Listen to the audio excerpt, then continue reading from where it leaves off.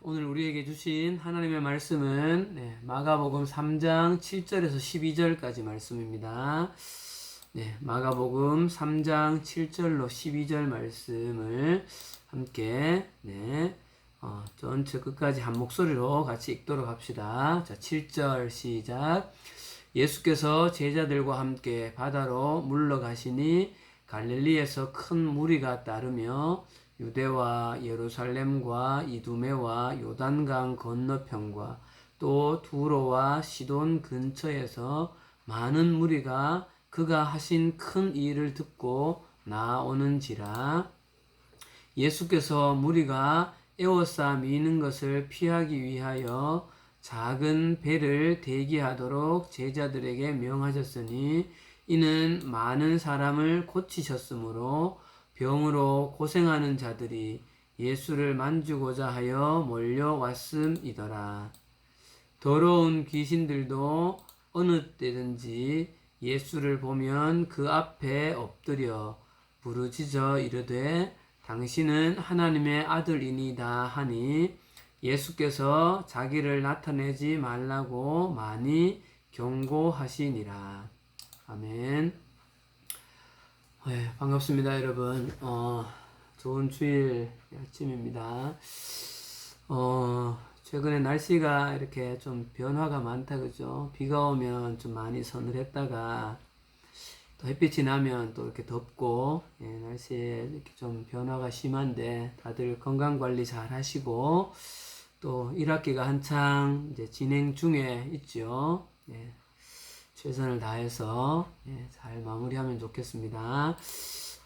화면을 닫아놓은 친구들은 화면을 열어놓고 함께 예배해 드리면 좋겠습니다. 그것이 더 온전하게 함께 더 잘 집중해서 예배할 수 있습니다. 화면을 열어놓고 예배에 참여해 주세요.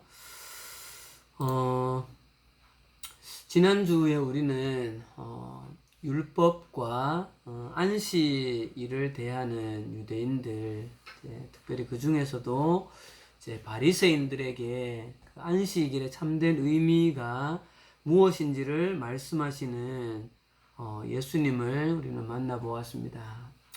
사랑하는 여러분, 예수님은 안식일의 참 주인이십니다. 왜냐하면 예수님께서 안식일을 만드신 분이시기 때문입니다. 당시의 바리새인들은 율법이나 안식일을 왜 주셨는지 그것에 대한 하나님의 깊은 의미나 목적은 좀 잊어버리고 지키면 선이고 안 지키면 악이다, 그렇게 규정하고 사람을 정죄하고 판단하는 수단으로 이 율법과 안식일을 전락시켜 버렸습니다. 이렇게 목적은 온데 갔는데 없어져 버린, 수단화되어 버린 이 현상에 되어져서 예수님께서는 하나님께서 이 안식이라는 것이 안식일을 하나님께서 허락하신 선물이라는 말씀을 하시죠. 그래서 지난주에 보았던 예수님의 말씀 중에 또 이르시되 안식일이 사람을 위하여 있는 것이다, 사람이 안식일을 위해서 있는 것이 아니다, 이렇게 말씀하시죠. 여러분, 단적으로 오늘과 같이 이렇게 주일이 있어서 우리 학생들인 여러분들은 학교와 공부를 떠나고, 선생님 같은 이런 직장인들은 이제 바쁜 일상의 일들 속에서 좀 떠날 수 있는 것이 얼마나 감사한지 모르죠. 인간을 창조하신 하나님께서 6일간의 삶의 그 분주한 일상 속에서 하루를 구별하셔서, 다르게 표현하면 거룩하게 의미 부여를 하셔서 하루를 정하셨죠. 그것이 안식일인데, 그날 가장 먼저 창조주 하나님을 기억하며 예배하기를 하나님은 원하셨습니다. 사랑하는 여러분, 지난주에 말씀드리지 못했던 부분인데 왜 하나님께서 우리로 예배하게 하셨을까요?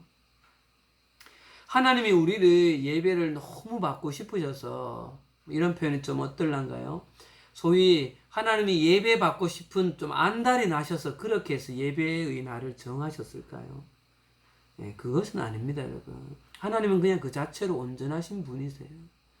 그러면 하나님이 왜 우리에게 예배할 것을 말씀하셨을까요? 그건 바로 우리가 하나님을 기억하고 하나님을 예배한다는 것은 우리가 누구인지, 이 땅에서 우리가 어떻게 살아야 될 존재인지, 그러면 지금 나는 일상의 삶 속에서 어떻게 살아가고 있는지를 확인하라는 그런 시간인 거예요. 하나님을 기억하라는 것이죠. 그래서 하나님을 경외하는 삶을 잃어버리지 마라, 잊지 말아라는 하나님의 배려인 것입니다. 왜냐하면 하나님을 경외하는 인간의 삶이야말로 한 인간이, 한 사람이 온전한 삶을 살게 해주는 유일한 길이기 때문에 그렇습니다. 또한 안식일에 공부나 하던 일과 같이 우리 기도하신 임지연 선생님 아마 한 주간도 밤늦게까지 또 열심히 일하셨을 텐데, 이 모든 것들을 놓고 좀 육체적으로 편안하게 쉬면서 정신적으로도 좀 쉬면서 안식을 가지고 재충전하는 이런 시간들, 그리고 또 다른 그리스도인들과 교회에 함께 모여서 좋은 교제를 나누면서 서로 격려하고 그렇게 회복하는 그런 날로 우리에게 안식일을 허락하셨다는 거죠. 그래서 안식일에 그 있는 무엇인가를 지켜야 되는 막 그것이 중요한 것이 아니라 우리의 몸도 마음도 좀 쉬면서 우리를 육체로 정신으로 영적인 존재로 창조하신 그 하나님께서 어떠하게 인간에게 정말 이렇게 행하는 것이 좋은가를 잘 아시기 때문에 우리를 위해서 허락한 기가 막힌 배려요, 사랑이라는 사실을 우리는 잘 기억해야 됩니다. 그래서 안식일은 사랑인 것이에요. 우리 사랑하는 남일교회 다음 세대 여러분, 정말 간절히 소망하기는, 부탁하기는 여러분의 평생의 삶 속에 이 안식일을, 지금 우리로 말하면 주일이죠, 그죠? 그 주일을 허락하신 하나님의 뜻과 목적을 잘 기억하고 이 주일을 잘 지키는 여러분들이 되었으면 좋겠습니다.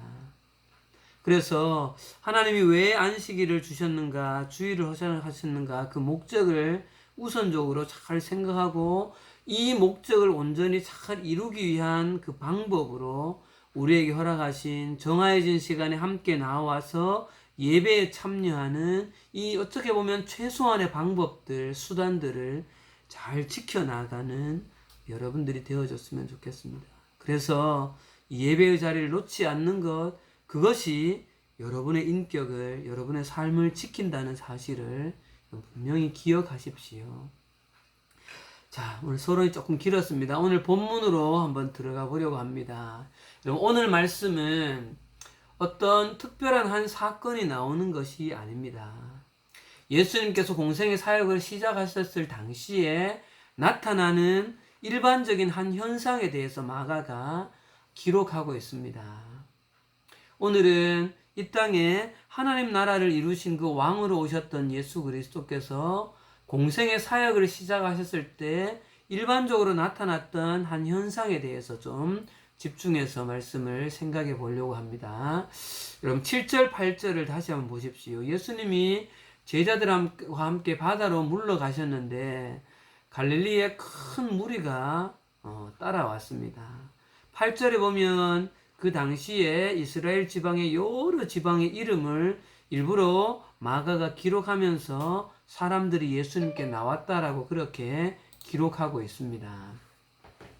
우리가 지금까지 봤던 것처럼 예수님이 공생의 사역을 시작하신 이후에 얼마 지나지 않아서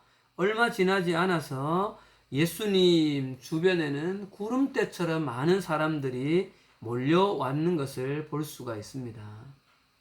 그 상황이 얼마나 많았는가 하면 이렇게 기록합니다. 영찬이 늦게 들어왔는데 잘 집중해서 말씀 들으세요.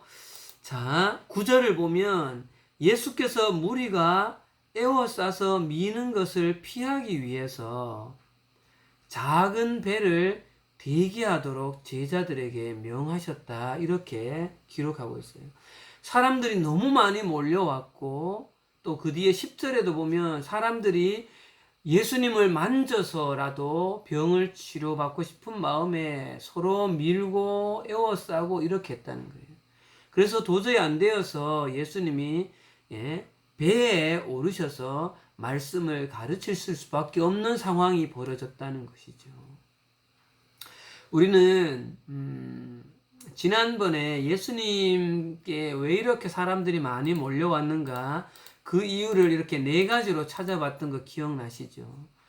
육체의 질병으로 인해서 간절함 때문에 온 사람들, 진리에 대한 갈망으로 온 사람들, 율법으로 판단하기 위해서 온 사람들, 기적에 대한 호기심으로 온 사람들이 있었습니다. 이 중에서도 가장 많은 부분을 차지한 사람들은 바로 간절함을 가진 사람들이었습니다. 그래서 오늘 본문에도 이렇게 간절함을 가진 사람들에 대해서 오늘 성경 말씀에도 기록하고 있습니다. 10절에 보면 이는 많은 사람을 고치셨으므로 병으로 고생하는 자들이 예수를 만지고자 하여 몰려왔습니다. 11절에 더러운 귀신들도 어느 때든지 예수를 보면 그 앞에 엎드려 부르짖어 이르되 당신은 하나님의 아들이니다 하니. 이 간절함을 가진 사람들은 크게 2부류였는데 육체적인 질병으로 고통당하는 사람이 한 부류였고 또 한 부류는 더러운 귀신에 사로잡혀서 고통당하는 사람이 한 부류였습니다. 김영찬 일어나서 앉으세요.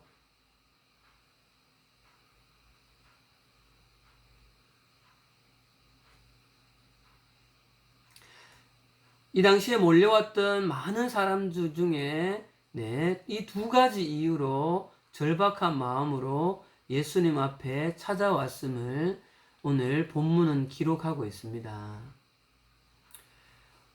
이 부분에서 오늘 우리가 함께 잠시 묵상해 보고 싶은 부분은 이 땅에 하나님의 나라의 왕으로 오신 예수님께 수없이 많은 사람들이 몰려들었는데 이들을 대하신 예수님의 마음에 대해서 오늘은 좀 집중해 보고 싶습니다.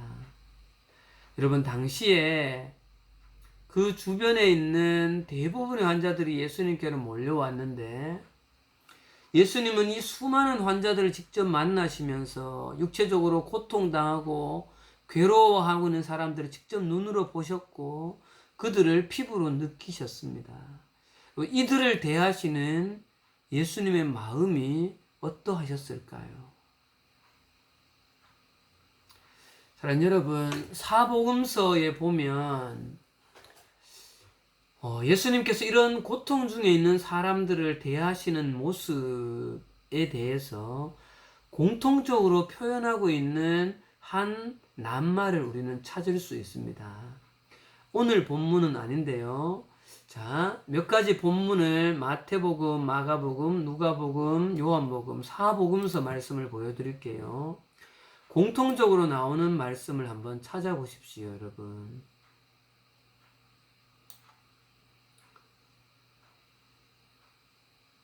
자, 다음 말씀입니다. 누가복음과 요한복음 말씀입니다.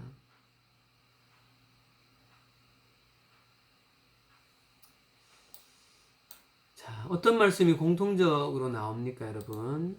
바로 불쌍히 여기사예요. 불쌍히 여기사. 네.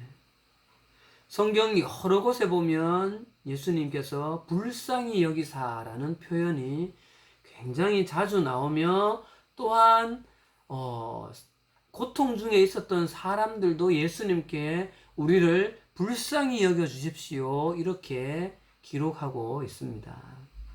여러분, 이 불쌍히 여기사라는 낱말은 긍휼이라고 할 수 있는데 여러분, 이 성경에 쓰여진 이 불쌍히 여기다라는 말에 헬라의 원어가 요는 조금 알 필요가 있어요. 이게 스플랑크니 조마이라는 동사인데 이 동사는 어떠한 명사에서 가져왔는데 그 명사가 뭔가 하면 스플랑크논이라는 명사인데요. 이 명사의 어원이 뭔가 하면 놀랍게도 창자라는 우리의 신체의 장기를 의미하는 거예요. 여러분, 예수님 당시에 이 헬라 문화에는 이 스플랑크논이라는 말이, 창자라는 이 말이 문화 쪽에서 사용되어질 때 어떤 의미로 사용되어졌는가 하면, 특히 그 헬라의 그 시인들이 이 스플랑크논, 창자라는 말을 쓸 때 이 시적인 의미가 뭐였는가 하면, 인간의 내면에서 일어나는 격렬한 감정, 특히 어떤 열정적인 사랑, 또 때로는 열정적인 격렬한 어떤 분노를 상징하는 의미로 쓰여진 그 장기가 이 창자라는 장기라는 거예요. 그러니까 이 창자라는 스플랑크론이라는 말이 그 시 어구에 들어가면 그 창자라는 그 원래 말이 아니라 어떤 인간 내면에 일어나는 격렬한 감정을 일으키는, 생각하게 하는 그런 말로 쓰였다는 거죠.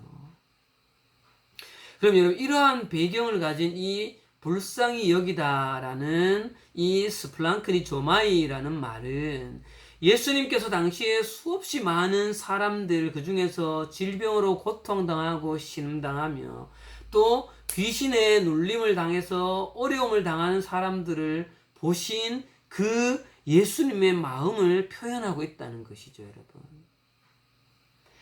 특별히 이 낱말 속에는 이런 고통 중에 있는 사람들을 바라보시면서 예수님 속에 일어나는 어떤 격렬하게 일어나는 긍휼의 어떤 그 사랑의 마음, 또 이 모든 것이 죄로 인하여서 처음에 창조하신, 예수님이 창조하신 그런 모습과는 전혀 다른, 죄로 인하여서 깨어진 이 모습 속에 일어난 거룩한 분노의 이 마음이 격렬하게 일어났던 것을 이렇게 상징하고 있다는 거예요.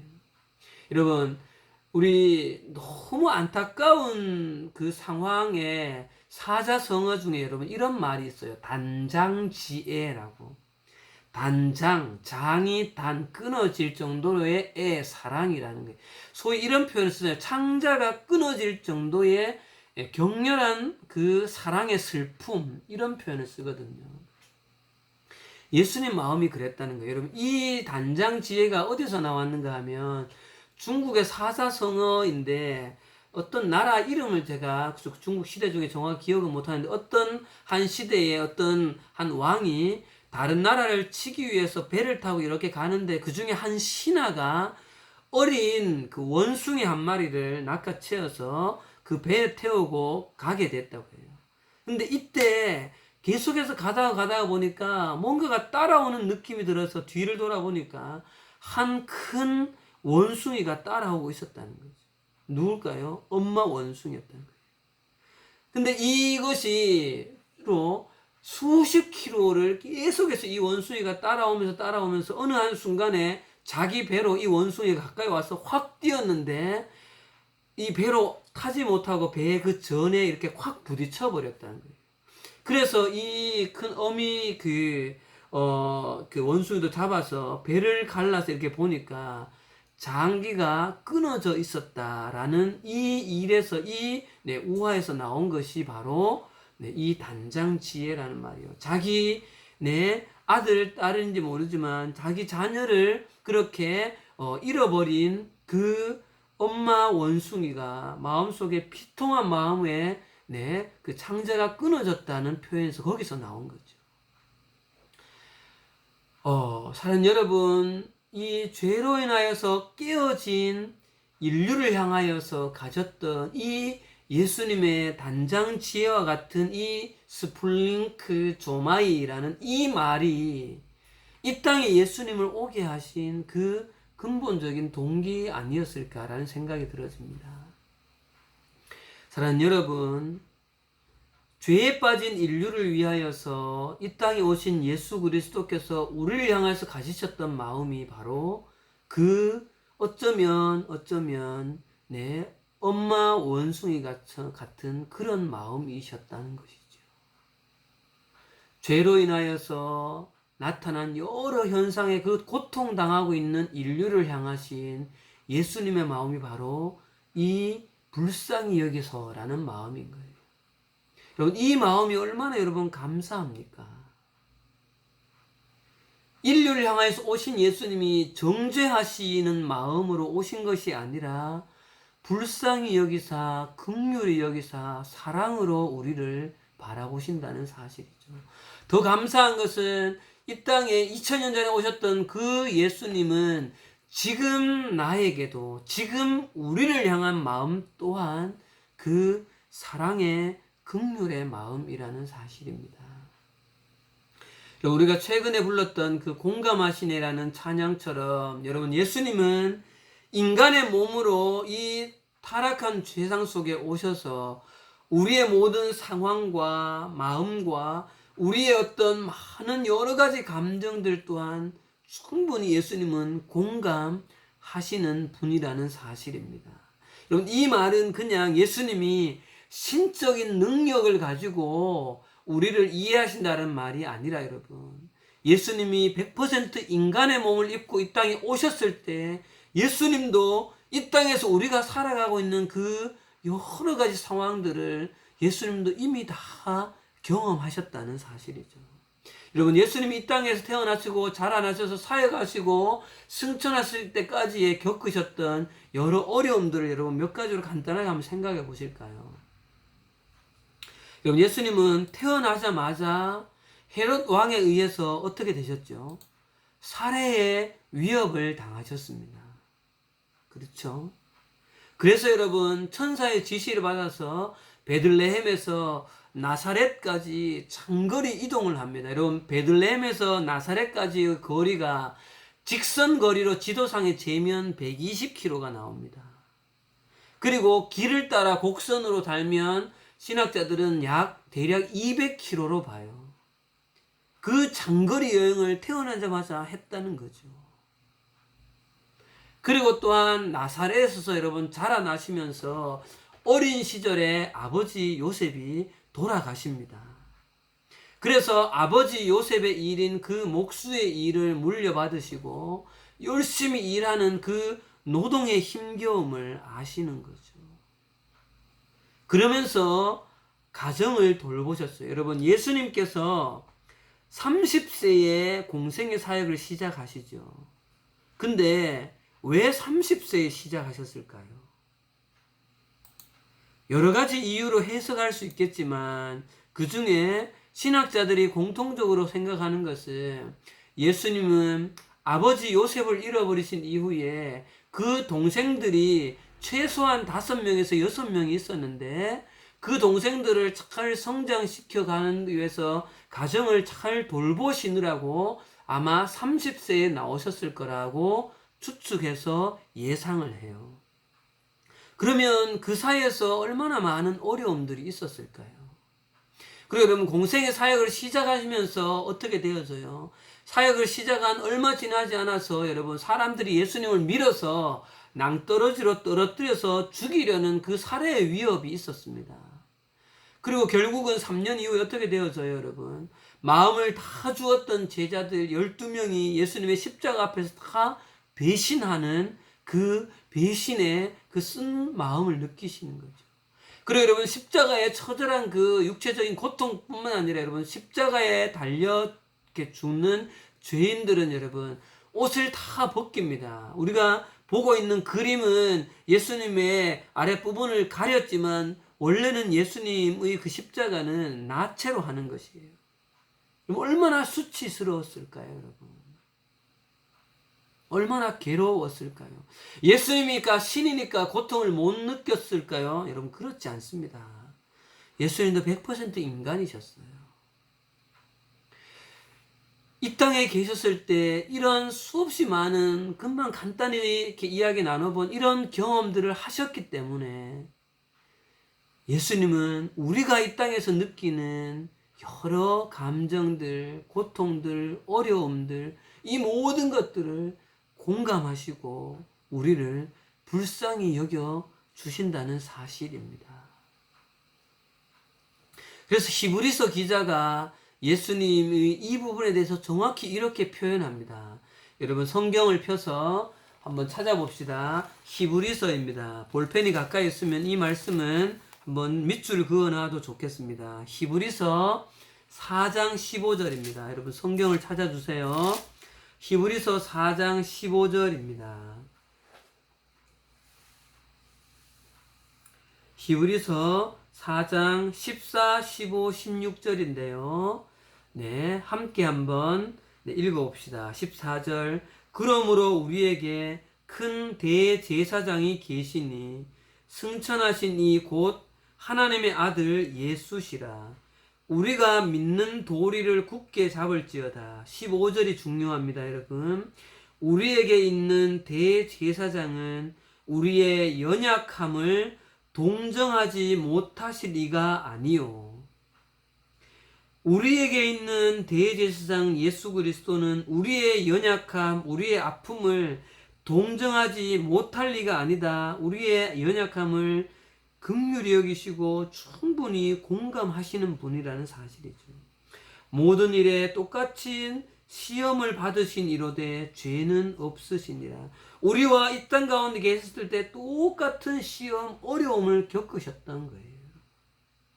그렇기 때문에 성경에도 이렇게 기록하고 있기 때문에 예수 그리스도는 우리의 아픔, 어려움, 힘듦, 내가 느끼는 여러 복잡한 그 마음들을 깊이 있게 공감하시면서 동정하시면서 긍휼히 여겨주시는 예수님이라는 사실이죠. 그래서 여러분 16절에 이어지는 말씀을 보십시오. 16절에 이어지는 말씀 한 목소리로 읽겠습니다. 시작. 그러므로 우리는 긍휼하심을 받고 때를 따라 돕는 은혜를 얻기 위하여 은혜의 보좌 앞에 담대히 나아갈 것이니라. 그러므로 우리는 긍휼하심을 받고 때를 따라 돕는 은혜를 얻기 위하여 은혜의 보좌 앞에 담대히 나아갈 것이니라.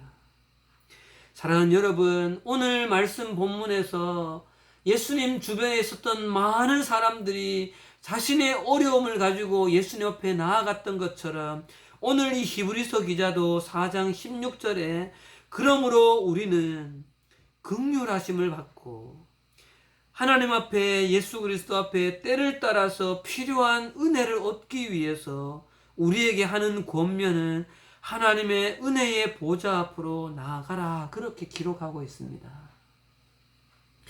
은혜의 보좌 앞으로 나아가라.